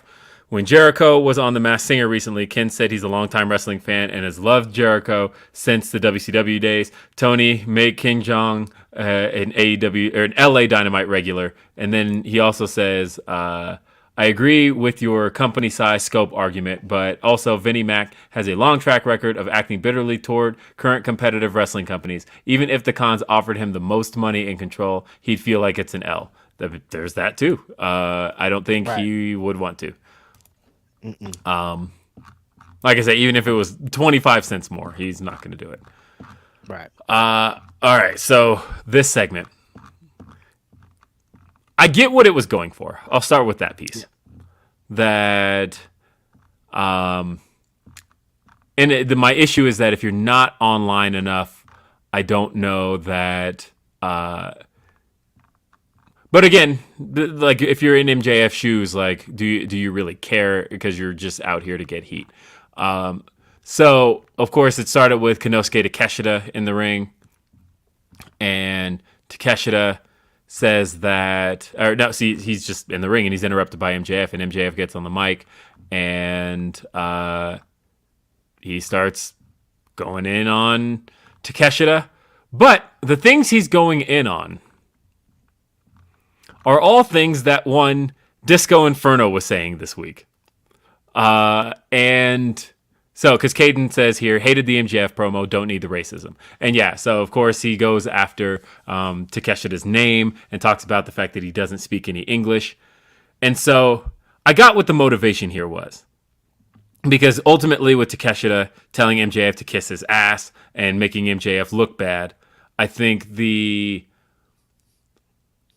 goal here was Takeshita was not able to fire back on all of the stuff Disco Inferno was saying, which was all of that same stuff. And Jim Cornette said it too. Jim Cornette calls him Take-a-Shita. And Disco Inferno said this week that Takeshita won't have any success because he doesn't speak English. And so he literally took those 2 points that two dumbass podcasters throw at Takeshita as a limitation, and allowed Takeshita to have a comeback on them, because if Takeshita just comes back at them on Twitter, it's one thing, but like to actually get to address those points and then fire back at them, I think that's what the segment was going for. So I got that, but I also took a step back and went, but if you don't, because that's a very online thing. That's a very like, ooh, that's probably for about 1% of the audience, and I just happen to be that. My thing is just like, you're okay. The say you achieved your goal. Your goal was, or whatever it was, to dunk on Disco Inferno. Who gives a shit about Disco Inferno? We shouldn't care about anything this fucking loser has to say. Like, oh yeah, we got him. We really showed this fool. We showed him. We don't need that. It was just like when they were doing the fucking Dan Lambert stuff. We don't need it. We don't want it. Even the people that I'm on online, I don't want it. Yeah, because the Dan Lambert stuff was meant to give a voice to the Jim Cornettes of the world and then shut them down. Like, oh yeah, Jim Cornette says all of this, and now we have a guy who says the same things, and we're beating his ass on TV. Because like that was what happened the first time, right? Dan Lambert came out, he basically cut a Jim Cornette promo, and then Lance Archer comes out and hits him with what the hell is the name of his finisher? Blackout. And so I got what this was, because a lot of people were going in on Disco when he said all of these things, and like even Don Callis was kind of the main one who was defending Takeshita and is like, nobody ever paid to see a Disco Inferno match, because Disco's even still out there tweeting, and don't engage this man, guys, because that's what he wants. But he's out there saying like he's like, AEW fans mad because 4 to 6 million more people were watching me when I was on TV than watch AEW Dynamite. And I was like, there's multiple things wrong with that statement. But you know why he doesn't believe that, guys? Everybody who's been going in on him and quote tweeting him. The reason he doesn't believe that is because that's also more people than who currently watch Roman Reigns. He would never say that about Roman Reigns. He would never say he's a bigger star than Roman Reigns in a million years. But he knows that he can get under AEW fans' skin with that. So he specifically targets AEW fans with that kind of stuff. But he would never say that he was a bigger draw than Roman Reigns, even though, by his own stats that he's throwing out there, more people were watching him back then than Roman Reigns, even though not a single person tuned into a show for Disco Inferno. As a matter of fact, I owe Disco Inferno a lot, to be honest. I do. Because if it wasn't for him, I wouldn't have known to turn to Raw when it was time to do so. Because literally when that music would hit, and this isn't me exaggerating, when I would hear Disco Fever, I'm like, all right, let's see what's going on USA Network. And I would literally tune to Raw every time. I've never seen a Disco Inferno match to be able to say that I disliked him as a pro wrestler. But either way, I got what this was supposed to be. That's the reason that he was even name dropped last week by MJF. This was a kind of a point of, okay, we know AEW fans have a contentious relationship with this guy, so let's borrow his heat by putting it on MJF. But I think that it's way too niche of a thing, and it's not all that necessary. And so as far as MJF's reign is concerned overall, because Caden here says MJF's reign is kind of stinking to me, not working. I do think that the last two promos in Seattle and Los Angeles, I think they're not bad promos in the sense that they're clearly working. They're clearly working with the audience. They're clearly getting massive amounts of heat. But I do think it's cheap. I do think that one of the things that was working about MJF was how compelling of a person he was.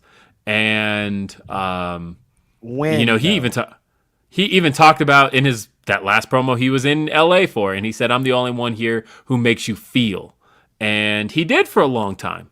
And it seems like he's relying on a lot of the cheap stuff he did when he first started in AEW. He even used his old Bangin' Rats line, and I knew he was going to say it. And it felt very cheap. Now, I get why you went with cheap heat here, because you actually had some people in the front row to get some cheap heat off of, right? Mm-hmm. Like having Ken Jeong in the audience is something that they don't normally get to have. So getting to roast him about his canceled sitcom, and he's a wrestling fan, you knew he was kind of in on. I don't know if he's in on that, but it's one of those, he knows how this works. Freddie Prinze Jr. literally used to write pro wrestling and praises MJF all the time on his podcast. You probably didn't have to talk to him about anything. It was literally a case of he knows what's up. He knows what we're doing here. And he got to blast Freddie Prinze Jr. Again, it was cheap. It's heat. It is. Yeah, I don't know. I was definitely more into MJF in the summer, for sure. I think Redmond brings up a good point in here. He's feuding with Bryan Danielson, who is in a promo. Most of MJF's best promos were against Punk, who was a great promo. So he had a lot to respond. It was like a lot of give and take. Like here, it's all giving because nobody's giving him back on the promos, and that might be throwing him off. But I think on top of that, people are upset at what I knew they were going to get upset at when MJF became champion, because he's never going to defend the belt. He's going to defend the belt like 6 times throughout his whole reign, and it's going to be mostly promos. If you got to fill promos every single week, it's way easier to do cheap heat promos than it is to do these personal like promos of the year. You know what I mean? You know what's interesting though? I feel like this is kind of an old wrestling trope, because I see Caden says in the chat, he says, I feel your world champion shouldn't need cheap heat. So you say that, but then I think about cases where, you know who relied on cheap heat a lot? CM Punk as world champion. Through his first reign, there was some compelling stuff there where he was Mr. Straight Edge and he was telling everybody, look, Jeff Hardy's not your hero, I'm your hero, and all of that stuff. That was compelling stuff. And then remember when he turned heel in 2012, and it was right. He had been a babyface for half of his title run, and then he turned heel on John Cena and started cutting promos on the local sports teams. And I remember I used to make fun of the fact that CM Punk, I was like, damn it, he's regressed into you people promos. Every time somebody starts a promo with you people, it always drives me nuts, because I'm like, that's such a trope. That's such a easy one to go to as a heel. But CM Punk relied on that a lot until it came time for the Rock feud, because he kind of knew, like, okay, at least I don't need that against the Rock. And then, because everybody always cites that Rock promo oh yeah, CM Punk really took it to the Rock. The interesting thing about that, though, was that Punk was not cutting those promos prior to that. That's why that promo stood out, because Punk was just like, you people, you cheer your LA Lakers, but they're a bunch of frauds. And like that stuff. And again, it's cheap heat, but I get it. I get why you go there, because if you have a heel that's essentially seen as cool to the audience, and MJF through a lot of the summer was seen as that, and through the fall, he got cheered at Full Gear. Right, and like Punk had that same problem where he was getting cheered. He was a babyface, and they had to turn him. And it's like, how do you get these crowds to boo him? You got to go the cheap route. And yeah, I don't know. I get why it's done, but it also feels like exactly that. It feels cheap. It's cheap. Yeah. So, because there are people who have pulled off cheap heat well. Obviously Redmond brings up Hollywood Rock. That was some of the best cheap heat of all time, right? Finally the Rock has come back to run his mouth on all your candy asses. Like, that shit is amazing. That Hollywood Rock concert, that all was just cheap heat. Like, he got a guitar and sang cheap heat. You know what I mean? Yeah. And so I'm hoping that, because, like, you mentioned Brian not being like a promo guy, but like some of the best stuff Brian's ever done has been his promos. I'm hoping that they do eventually find a personal way to take this feud, and do allow him and Brian to get to kind of square off on the mic, because yeah, the crowds are at least responding to it. So it's hard to say it's not working. Like, when I keep seeing from people on Twitter, they're saying this reign's not working, this reign's not working. You can't really say that, because like, the crowds are responding and the ratings, like, I know Punk threw the overall ratings under MJF at him, but MJF's individual segments are still kind of the highest of those shows. So like, it's hard to say that it's not working. Is it compelling is the question. And no, I don't feel it's compelling. And I think that's where it needs some work. And yeah, as far as the racism stuff is concerned, again, he threw old Japanese tropes at people, and he was literally quoting the same people he mentioned last week in the promo. And I think that it's too online in a sense. Takeshita should have punched him in the mouth as soon as he started talking that shit. Anytime you let someone talk shit about you and then you just don't do anything, that makes you look weak. I mean, I thought that would change Takeshita the whole hit. segment if he started talking shit and he just fucking punched him immediately. That's how you do that shit, I think.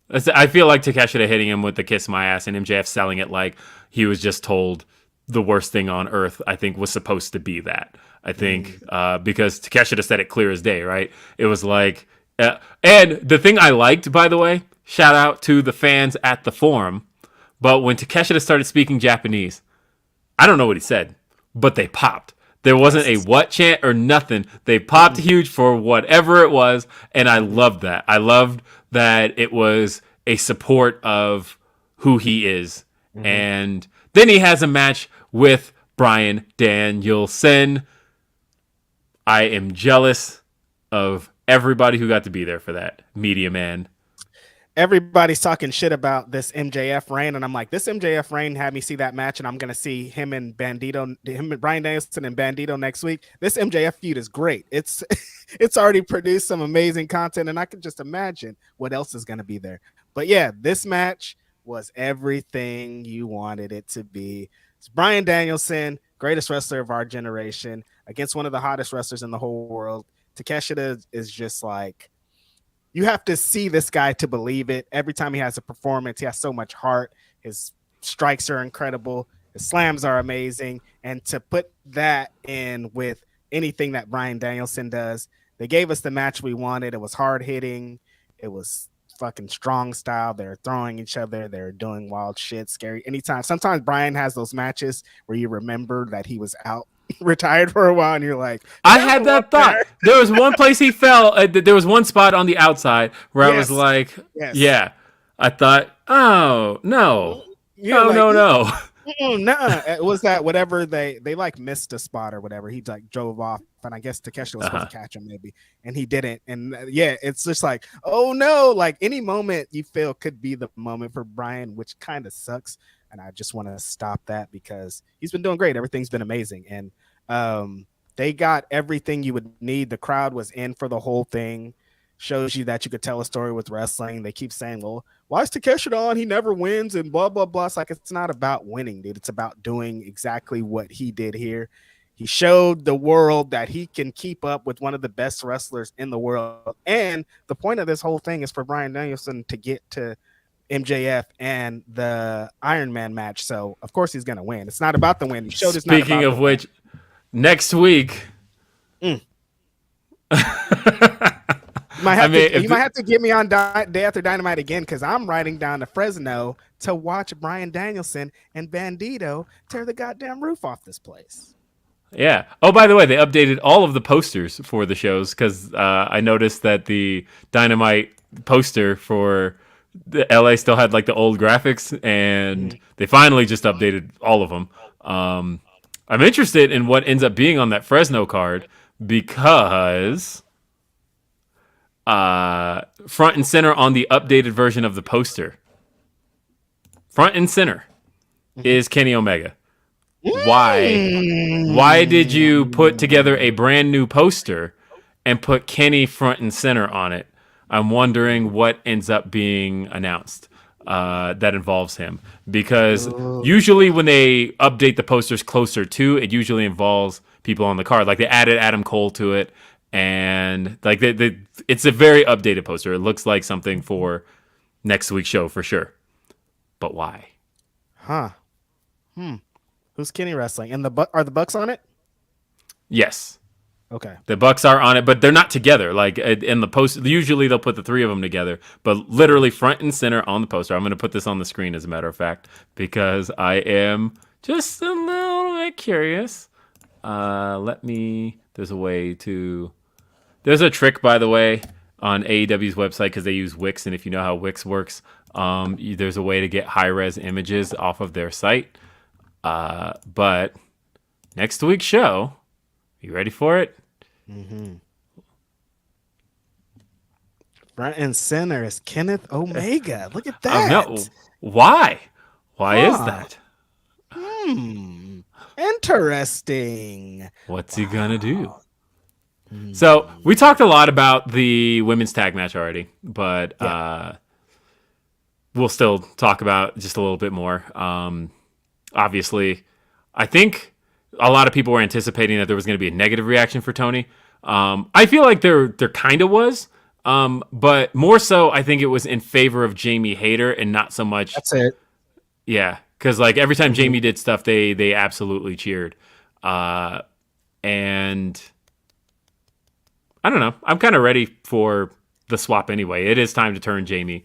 And yeah, we've been talking about Pops all show. You want to talk about Pops. Jamie Hayter is over like Rover, my boy. And it's been funny because we've seen a pattern of this with AEW Women's Champions. We've seen people be excited about the AEW, some woman winning the belt. She wins the belt 2 weeks later, people hate her. Jamie Hayter, exact opposite. She's getting hotter every single week. These crowds want her so bad. When her music hits, it's like you talked about it a few weeks ago about how she came up in her homegrownness, and she's the closest to Becky Lynch that the AEW has. And I saw it, dude. Like it's real. She's fucking over. Yeah, they love it. They love her. Of course, yeah, the reaction to there not being Mercedes there definitely was felt. Because if you turn to Twitter, there was like all the focus was on.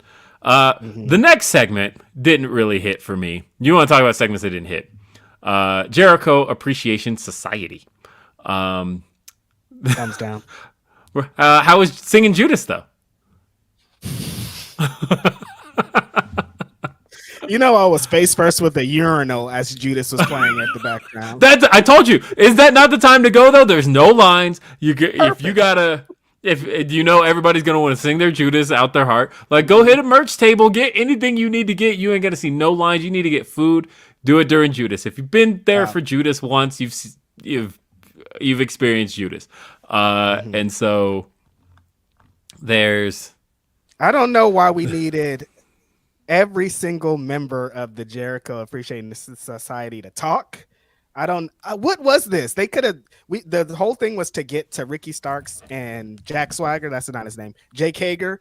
We could have did this backstage segment in 13 seconds, and it makes me even more mad because they fucking rushed the main event. We could have got 10 extra minutes minus this bullshit ass promo that we had to listen to. And not just that, but they accidentally ran this out of order because they played the graphics for all of next week's matches where they showed Ricky Starks versus Jake Hager announced. Before yeah, I know, but that match was made in this segment. So like you hear Excalibur scramble, like Excalibur scrambles really quick on commentary. He's like, as Ricky Starks is making the challenge, Excalibur goes, Ricky Starks already went to Tony Khan before this, and like he like squeezes it in really quick. It's like Ricky Starks takes a pause, and Excalibur just like Ricky Starks went to Tony Khan before this and asked for the match already, so it was already made. And that was awful. I was like, good recovery, Excalibur. I do think Excalibur is the best at what he does, but man. I didn't know that they did that. I was like, that really makes it even worse that we got to sit through this whole thing when they already fucking announced the match. Unreal. They had already announced the match. I think that was supposed to air afterward, and they got those backwards. But Jericho, the stuff I didn't like here, kind of the same stuff a lot of people didn't like. I think Action Andretti's digs on Ty weren't unnecessary. And I think that's old shit. That's not shit that. What was the point of like Action Andretti doesn't give off that energy? Why is he giving off that energy? This didn't even make sense. Probably because Jericho wrote it, but so I didn't think that fit, and I think people thought that when Ricky said to Count Succula that he was still talking about Ty. I don't think he was. I think he was talking about Jericho being a leech, like that. That's the thing he's been saying since beforehand. But because then he told him to step aside, and he called out Jake Hager. But then he made fun of his lisp, and a lot of people thought, and I can kind of agree, like again, low hanging fruit. Like this is kind of the thing that you were talking about MJF for. So I didn't feel like any of this worked. I'm glad Jericho versus Ricky Starks works as a match and and was a very good match, and these two match up well. But I don't want to see this beyond Revolution for sure. Mm-hmm. So the main event, though, which was rushed. I wasn't watching my clock as it was happening, but people were like, "Oh, they were doing the entrances at 9:42 or whatever, 42 after the hour or some shit." And so everybody knew it was going to be rushed, but I didn't. I was just excited about the match. Did it feel like that watching it on TV? I mean, I was looking at the clock like, how much time is this main event going to get? Because it didn't seem like that there was gonna be enough time to do whatever this match was setting out to do. Right.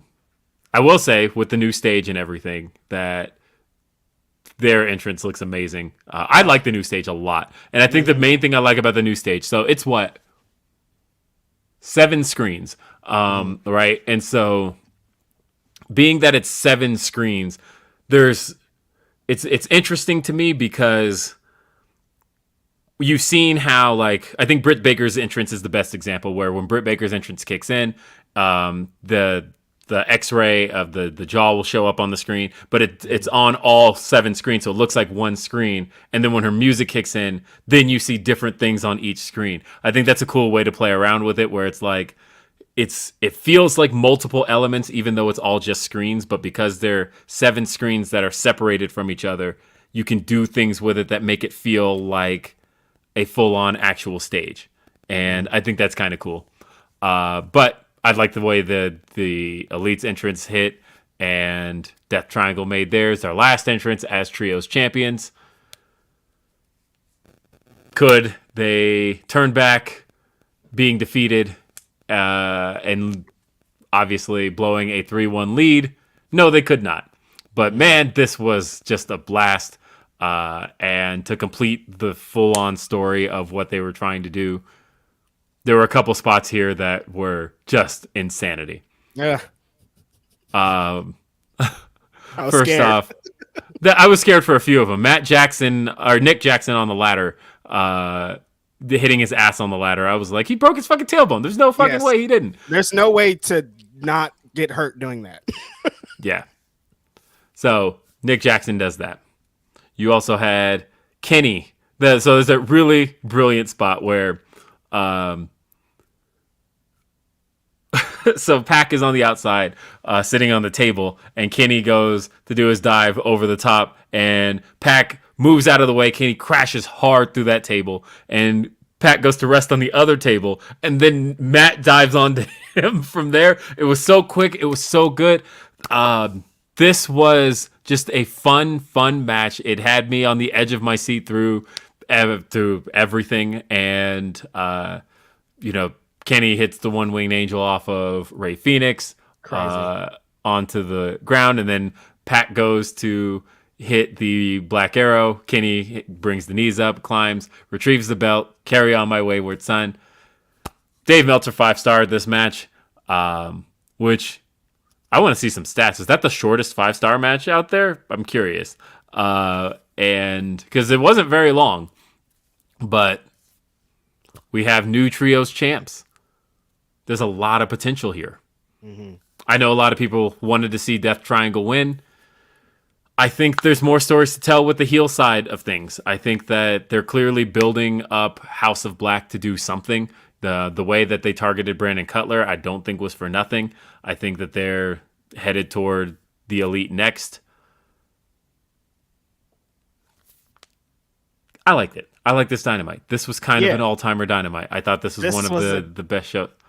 A great show. I can't believe that I got to be in attendance for it. It's crazy, like being in it. Like I was thinking about, because I watched the Adam Cole video online, and the fucking pop was massive, and it's crazy to be in that, like living in that pop, because I guess since I was so super excited, it didn't seem as huge, but it was giant. But like when you're in it, it's a different feeling. One thing is you just got to get to a pro wrestling show if you haven't been to a pro wrestling show because they're amazing.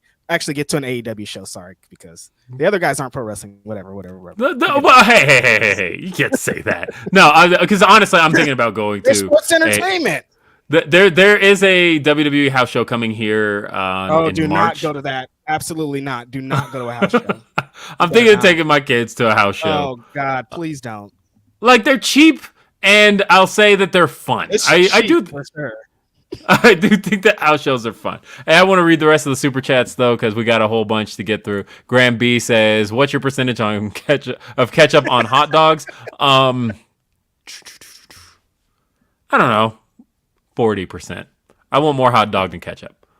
Where do you think Ibushi ends up? Ooh, I don't know. I would love to see him with Kenny again, and I don't know where that ends up. Is that AEW? Is that back in New Japan? That's a good question. Let's see. We got JB Love says, had the good fortune to be in the ringside section at the Forum. I'm the big blue hoodie who stands up too much, LOL. Oh, I saw people pointing this guy out on Twitter. They were like, hey, sit down. I saw that a lot on Twitter, actually. So just shout out to the big blue hoodie guy. I didn't know you were a Fightful viewer. That's great. And it was a life highlight. And I can second the recommendation to tune in for Ruby and Willow tonight. All right. Yo, JB, fuck those people. Keep standing up and having a great time. Have a great time. Honestly, enjoy your stuff. You know, obviously sit down if somebody tells you to, but if like you're good, you're good. If you're enjoying the show, enjoy the show. Chris Rain says, that is my one complaint too. Also, not all the backstage promos play in the arena. Mm-hmm. I don't know why they do that. Yeah, I think it's kind of a pick and choose kind of thing. Lord Zypher says, would you guys rather see Hobbs win the Face of the Revolution ladder match or see him face off against Darby for the title at the show? Ooh, good Darby question. For title for me. You just want to see it straight up for the title? Okay. Mm-hmm. JB Love says, one thing we discussed was that there weren't a lot of clear face versus heel matches. We ended up cheering for both sides a lot. At least we could boo JAS. Yeah, first match was face versus face, but Moxley was really playing the heel. He flipped you guys off. And as soon as you heard a cowboy shit chant, and I'd say the main event, like the Elite are supposed to be the baby faces, but I will say in Los Angeles with that crowd, Death Triangle got to be. The Elite were definitely booed in LA. Yes. Because yeah. Against luchadors. Yes. So, and then of course Brian and Takeshita, same deal, the baby faces. Mm-hmm. So yeah, I can see that for sure. Chris Watson says, I want to hear your thoughts after listening to For the Trap by 64.5 AR. I can't listen to it without busting out laughing because it's so damn bad. I don't know what that is, and that sounds like I don't want to know what that is. I haven't listened to it. Let's see. Albert Ponce says, I can see a scenario where New Japan told TK you can use Mercedes, but she competes here first. Britt drops the line to set things up down the line. Maybe that's the case. I don't know. I truly don't know anymore. So that's the one thing I'm sticking with. Gotham Guy says, even though I wanted Mercedes to appear, I still enjoy the tag match. This will be a good jumping off point for Sheeta's eventual heel turn. It builds storytelling, which is what people say AEW lacks. I mean, look, nobody who's actually watching the show says that. But as far as Sheeta's concerned, I'm interested in heel Sheeta. I want to see heel Sheeta because I think Sheeta is a badass. She's my favorite wrestler. And look, it's been 4 years of babyface Sheeta.